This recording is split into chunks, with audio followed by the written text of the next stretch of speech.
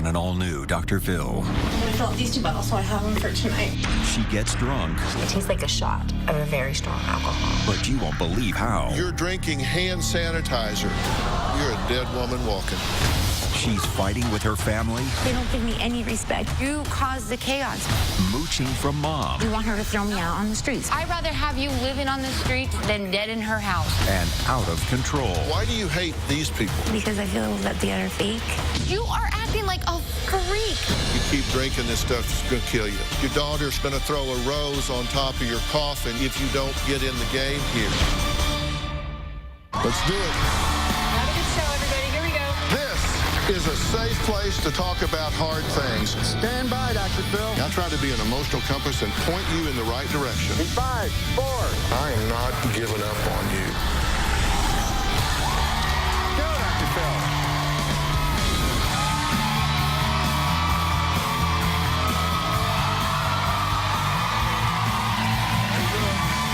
How you doing, guys? How are you? Hey, guys. Thanks very much. All right, I want you to meet Christine. She's 42 and the mother of a beautiful 8-year-old little girl. She's also done 3 stints in rehab. She's had 2 failed marriages, a DUI, and 1 near-death experience. Now, here's what Christine looked like a year ago.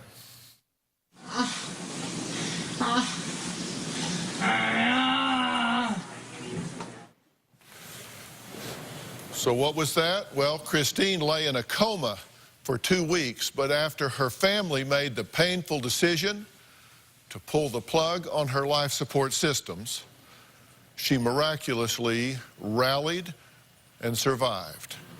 Her family says that within 2 weeks of coming out of rehab, Christine turned back to the bottle, only this time it wasn't booze. She started drinking hand sanitizer. Take a look.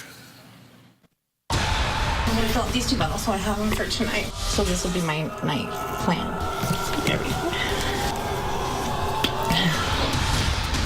I've been drinking hand sanitizer for about 2 years. I found out about drinking hand sanitizer in rehab.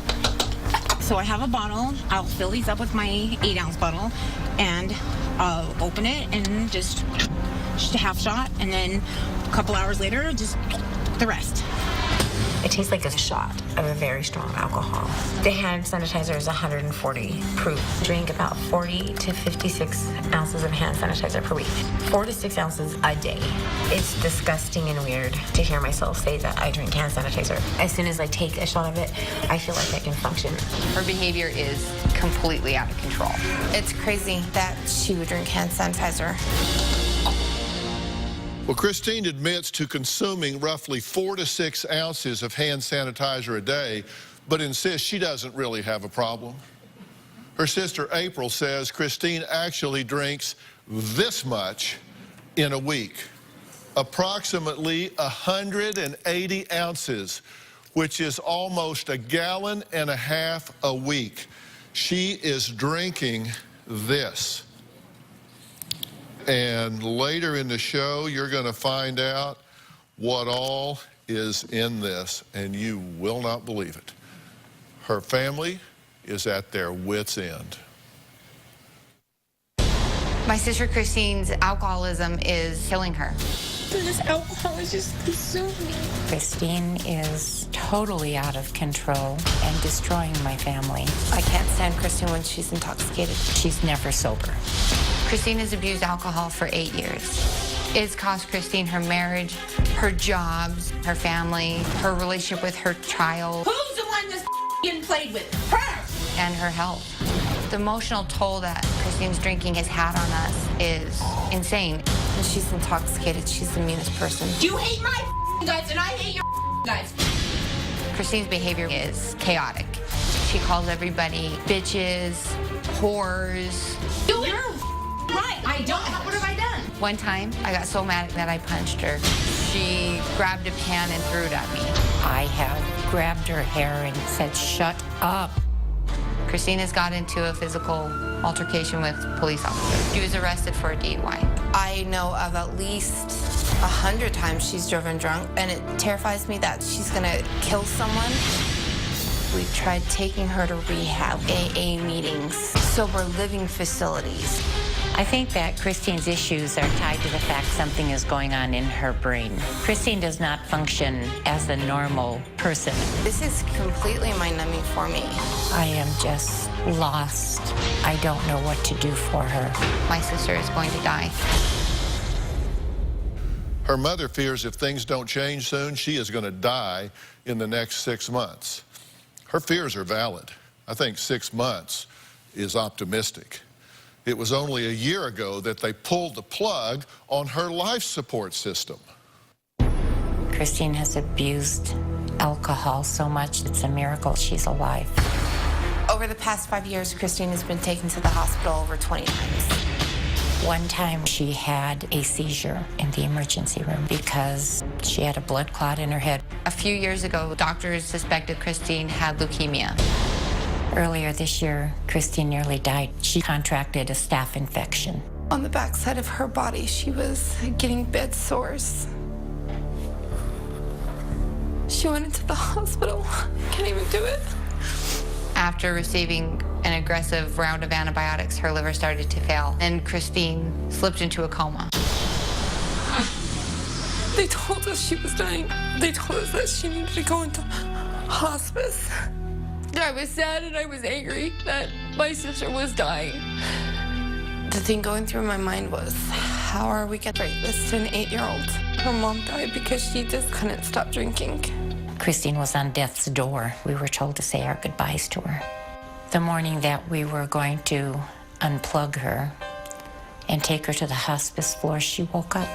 It was a complete shock. It was unbelievable. 2 weeks after Christine got home from the hospital, Christine started drinking again. Not even a near-death experience stopped my sister. I'm 100% convinced that Christine will die of her disease. Dawn, how real is this to you? It's real. I've never seen her drink hand sanitizer, so that's the first time I've actually seen her. Really, it's pretty horrific. What do you say to yourself about this as a mother? I think I've become numb. I don't know what to do. It's so horrifying. You know she's doing this in front of her daughter. You made the decision to take her off life support. Yes. Take me through that moment when you finally made the decision, I have to let her go. Christine was so full of life. She's so beautiful. And I thought, if she wakes up from her coma and is a vegetable, that I can't even imagine. And I decided at that time I couldn't bear to see her like that either. So it was painful beyond belief. There's an 8-year-old child here. Yes. Okay, and you counseled her, you told her, it's over. Yeah. We're going to have to make a decision and let her go. And it was her belief that her mother had died, correct? Yeah. But then who forgot to tell her that she had recovered? The first call she made, Mommy, Mommy. Oh, that's right. Mommy, you're alive, Mommy, That's Mommy. right. I forgot all And then about I realized, oh my God, nobody had told her. Oh So my she God. learned by getting a call from her mother? Yes. Right. That's right. Yes. That's awful. Yeah. Hello. What? Mommy? Just what this child's being dragged through is just unbelievable. Christine is backstage. We're going to meet the woman at the center of this drunken dysfunction when we come back.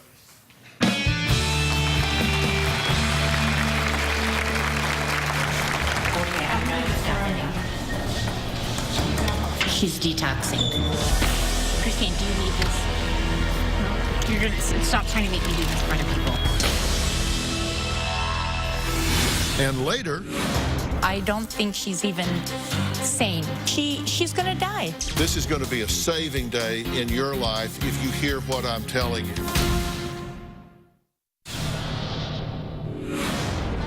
One day I heard a thud in the bathroom. I ran in the bathroom and found Christine lying in the bathtub.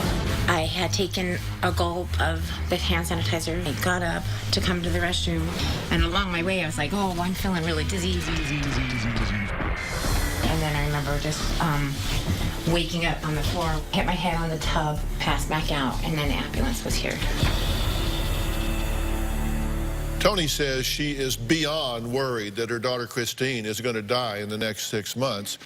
Christine says she hates her whole family and says they are the reason she drinks. The fighting that goes on with my family is disgusting. Let me run my daughter's life. My sisters call me stupid. They say you're a drunk bitch. Shut the up. Go have another drink, mother of the year. And the only comment that I have back to them is, you're a whore. I tell my family how much I can't stand them. I tell them that I don't want them in my life. I am a mean drunk. I need your mouth to be quiet. When my sister April attacked me, I fought back. That girl will kill me. She would seriously kill me. And my mom, she'll smack you down too. She just says this. I do feel like my life is spinning out of control. I don't know why I keep drinking alcohol. I feel like there must be something else going on in my head. My brain is not firing properly. I can stop drinking if I was given the chance to be an independent person and do my own thing and make my own decisions. I want to be a normal human being. If I continue to stay on this path, I'm going to die. All right, Christine, you have been on death's door already. Yes. Are you an alcoholic? Yes. Are you killing yourself? Apparently, yes. Are you doing this on purpose? No. Why are you doing it? The only thing I can say is there's a lot of times when I get sober and I feel sober, but then when things get chaotic in my ass, I honestly feel like I'm not a normal person unless I have a drink. Then I feel it just calms my mind down. I feel like I can focus more. Why do you hate these people? I want to say it's hate because I feel that they are fake. I feel like if my daughter wasn't here, they wouldn't care if I was here. Well, you beat us up. You beat us up all the time. I mean, you say that it's chaotic and everything, but I don't understand. You caused the chaos. You caused the fight, and then it's our fault. Well, I do cause a lot of chaos and fighting, but it's just something that I don't know how to stop with you. I can't even have a phone conversation with you. Yes, because I want you two to stop. That's no, because you want her to throw me out on the streets, which, fine. I do. Chris, yes, I'd rather have you living on the streets than dead in her house. I'm sorry. I love you so much. You don't love me so much. How do you know? How do you know if You're we right. love you? You're right. I don't know if you love me. You're right. I don't. We've been with you All you every see step of is the this fight. way. All you see is us angry because you come at us that way. Because it's all I live with. What do you want these two to do? Tell me what you want them to do. Just to be nice. They don't give me any respect. These two, they'll walk 20 feet ahead of you. Last night, she had my daughter in the room. Because you guys are embarrassing to be walking with. You say when you tell me. Because you are acting like a freak. You said to us, I can stop drinking. I'm not going to drink tomorrow. By this time tomorrow, I will not be drinking at all. You can just turn it off. Okay, I did say that. I want to sound like that person that could do that, but I know that I'm not. But you say you're drinking just because of them. So if I just get rid of these damn people, then you'll be fine, right? No, I won't be fine. You know you're sick, right? Yeah. Look what we spent some time filming with Chris and her family. We did not ask them to do anything. Our crew were just flies on the wall. During the day of routine errands, Christine had an episode that almost caused her to faint. Her mother brought her into a bathroom where Tony revealed what she thought was going on with her daughter. I need to get to the car, please. I'm going to throw up. Okay, I'm going to stand down. She's detoxing. You don't know what's happening. I do know what's happening.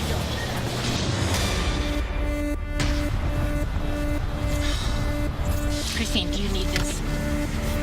You're gonna stop trying to make me do this in front of people. Christina, I'm not. I don't know why you're doing this.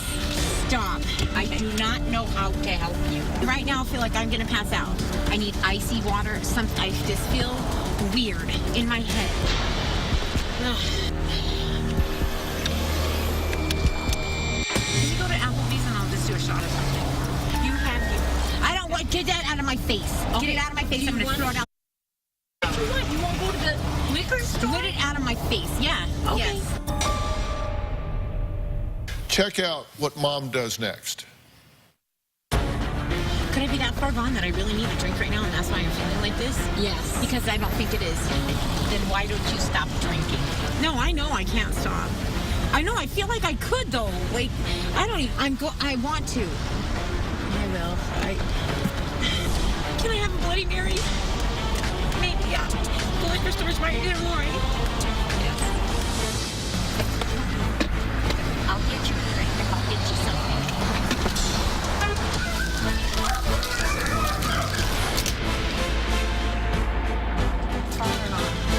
You're right there. Hello.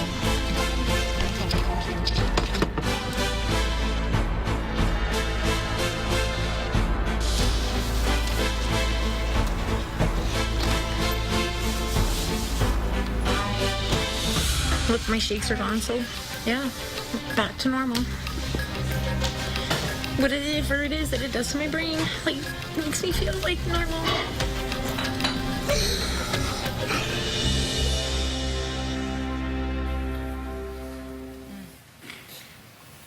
I didn't know what to do.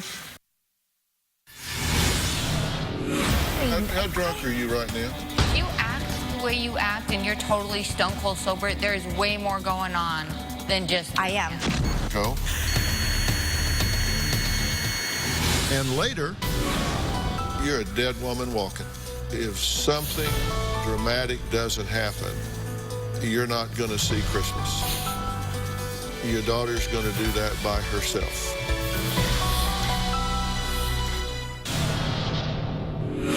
Why is she moving away from me right now? I don't know We're playing games.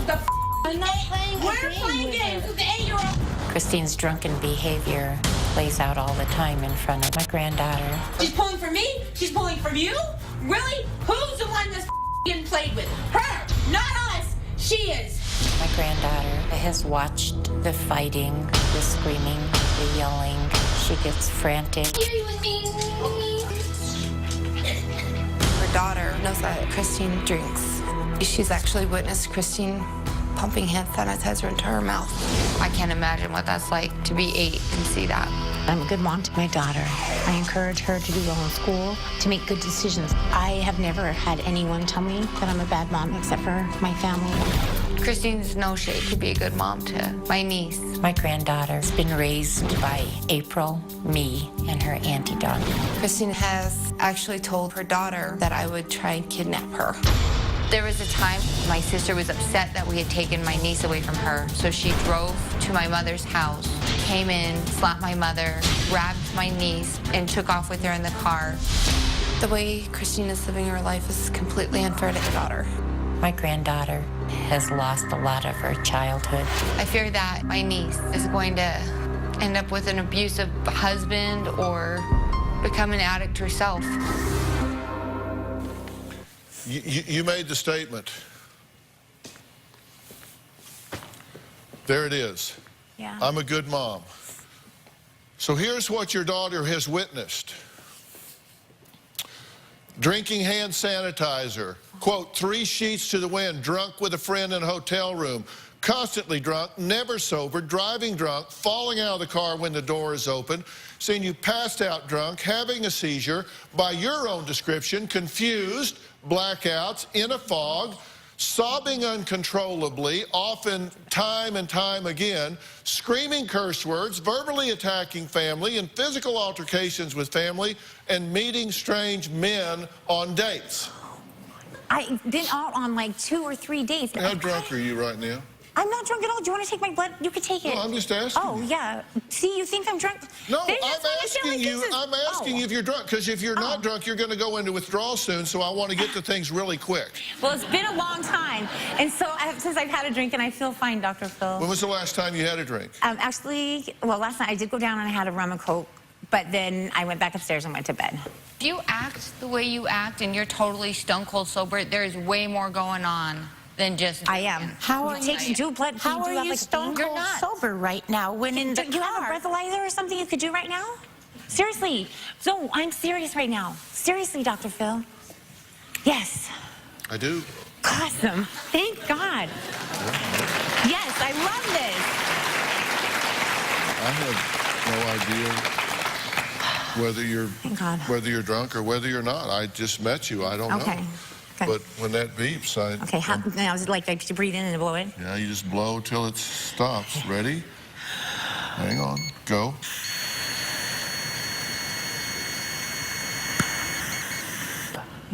Is that good? I don't know. Oh, okay. I only had 2 Altoids upstairs for the lady and a little bit of water. It says you're not drunk now.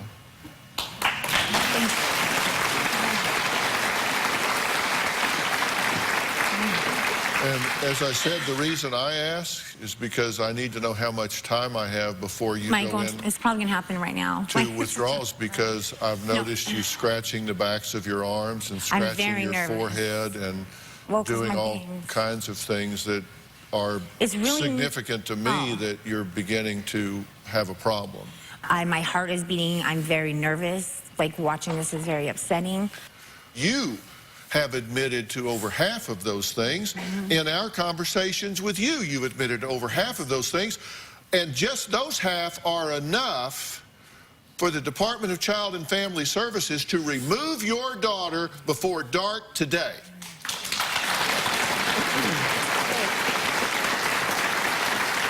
And you have this theory that there's something going on with your brain? I don't think clearly in this.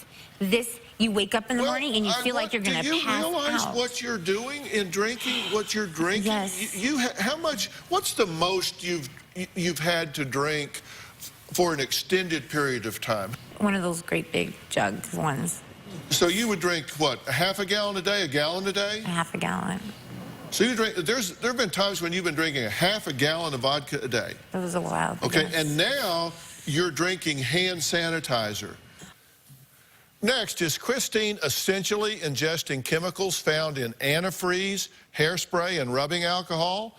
We'll talk about what's damage she's potentially doing to her body when we come back.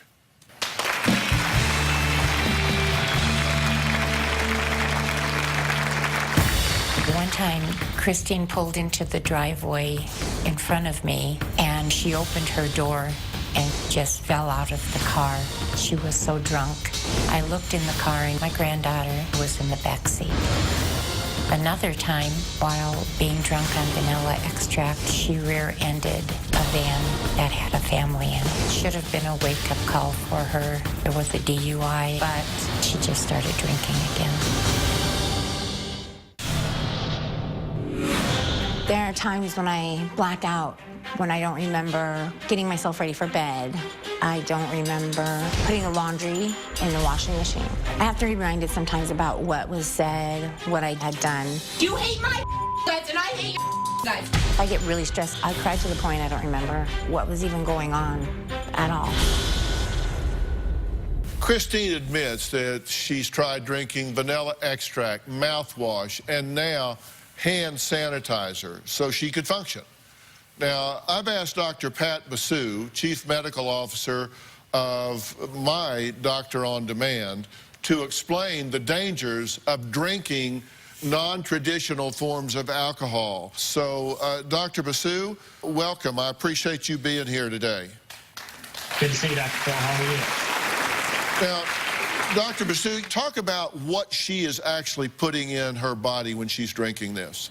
For starters, the alcohol level in hand sanitizer is about 70%. So, if you want to compare that to, even the strongest drinks, whiskey, et cetera, that are about 40%, you're talking about a 30% higher alcohol content. In addition to just that incredibly high and frankly toxic concentration of alcohol, there's other ingredients in the hand sanitizer.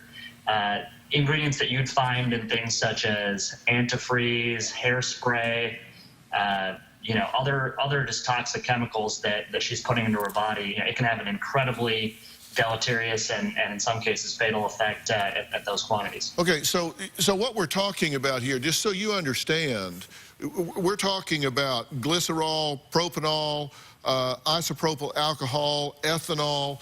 These are things that he's saying are in antifreeze, hairspray, things of that nature that can, doctor, these can absolutely rip a hole in your gastrointestinal tract, correct?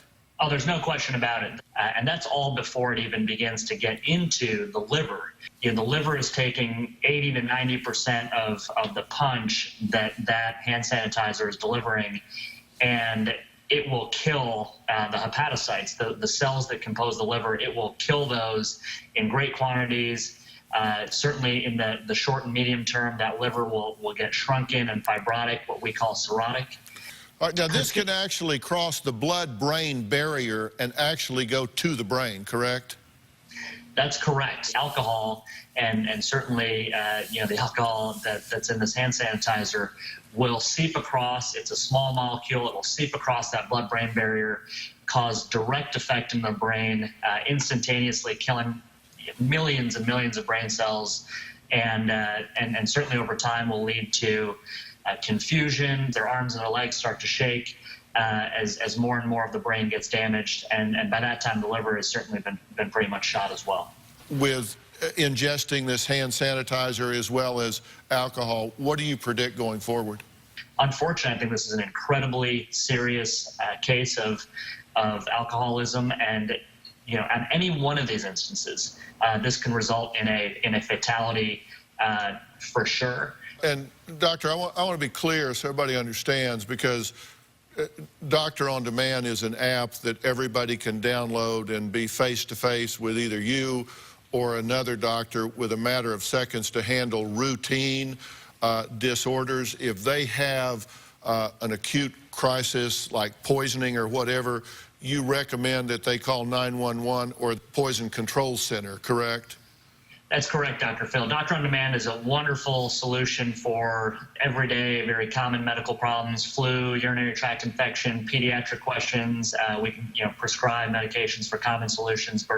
For emergent situations like this, a complex condition where the patient could be very much at life-threatening risk, 911 is still the best way to go for sure. All right, we appreciate it. Dr. Basu, we appreciate it. This man he's a medical director for Doctor on Demand. He served as a White House fellow in the Obama administration, faculty appointments at Stanford. He was named Consultant Physician of the Year at Stanford. This is the real deal guy. He's telling you keep drinking this stuff, it's going to kill you. You're going to have multiple organs shut down. You're going to die. Your daughter is going to grow up without her mother in her life. This is going to be a saving day in your life if you hear what I'm telling you. And if you don't, your daughter's going to stand at your graveside. She is going to throw a rose on top of your coffin. She is going to bury her mother in the ground if you don't pull your head out and get in the game here. You are killing yourself. You are killing your daughter's mother. And you don't have the right to do that.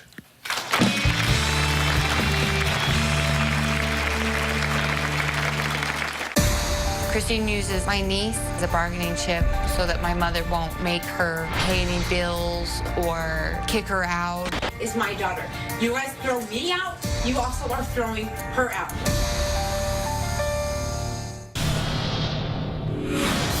You had a girlfriend pick you up the other night. You were drunk on your ass. Pick you up and take you to a hotel with. I wasn't. You were drunk on on your ass, and when I came in the next morning, you were totally. Tell me you weren't drunk the following morning. I wasn't. No. Oh my God. I'm not talking to you. Now, Christine has been through 3 rehabs. She's been divorced twice. She's raising a young daughter that's caught in the middle of this drunken chaos. There's yelling, there's fighting, there's drunk, there's seizures. I mean, what this child is being dragged through is absolutely criminal, and one way or another, it's going to stop today. Now, Tony says Christine moved in with her 2 years ago to get sober. Dawn and April say, yeah, right.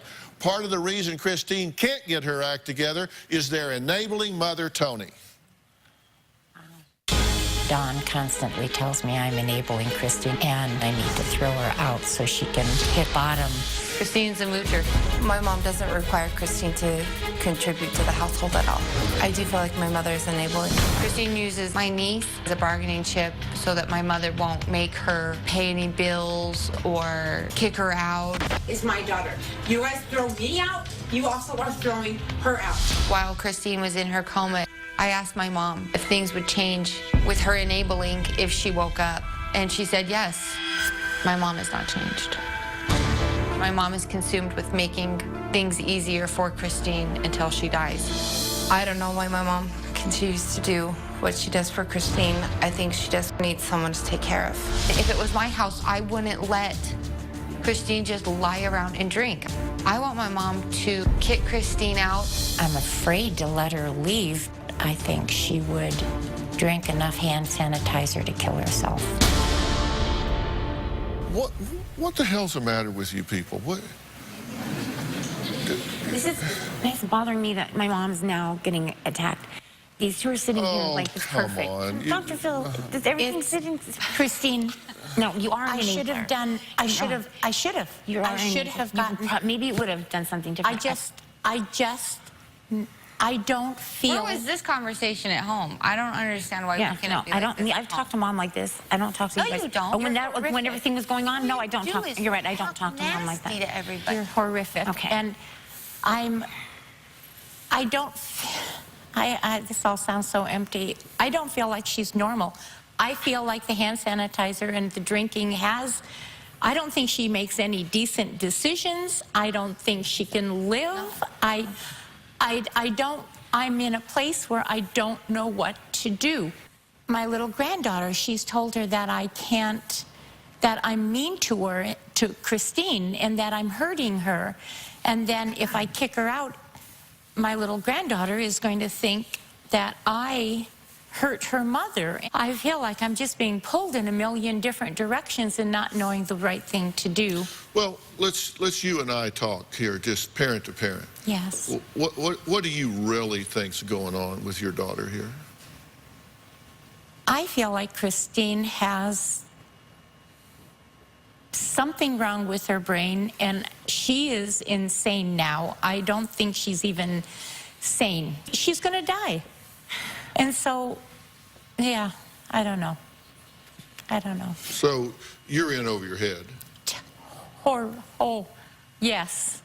Yes. You're in way over your head. Way, way, way over my head.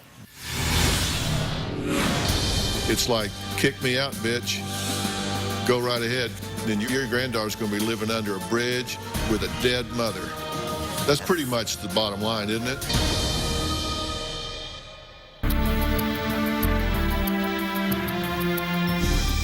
Okay, I'm going to tell you what I think's going on, then I'm going to tell you what I think needs to happen.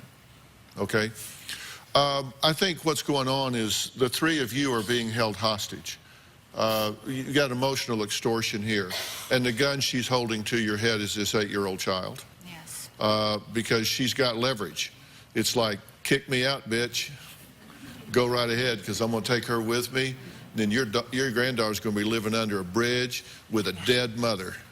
That's pretty much the bottom line, isn't it? Isn't that your nightmare? Isn't that what you wake up living with? Absolutely. You kick her out, she dies, Absolutely. your granddaughter's on the street blaming you for her mother's death for the rest of her life. Yes. So basically, you're keeping her there to make yourself feel better. You know it's not in her best interest. You know it's not in your granddaughter's best interest. You're just keeping her there so you don't become the villain. Maybe. I don't know. Maybe, I'm hell. out of it. I don't know. I've checked You're paying out. the ransom. Yes. That's the ransom. The ransom demand is you do what I want to do or you have to feel guilty. So you're parenting from guilt. Kick me out and you're going to feel guilty because I'm going to be dead. Your granddaughter's going to blame you for the rest of her life. Live with that, bitch. That's pretty much her message, right? Yes, it is. Okay? Am I missing Absolutely. something here? Nope, If I run a red that light, is it. stop me. Nope, that is right. That's pretty much exactly the it. deal. And so that's the leverage that she's had up until today. Yes. But she's not going to have that after today because this child cannot stay in this situation. No. This child is in harm's way. This child is being neglected. This child is being abused. This child is being subjected to mental, emotional, and verbal abuse. Yes, yes. And that's not okay. That has to stop. Okay? And you can say you started, they started, or you just all come together like, you know, a powder keg. I don't care. But what I do care is that there's an innocent child without a voice or a vote, and she's caught in the middle of this, and she needs to be rescued, and I'm going to make sure that happens one way or the other, okay? And I'm going to give you what those choices are after the break. You can choose A or you can choose B, but either way, this child is getting off the E-ride after the break.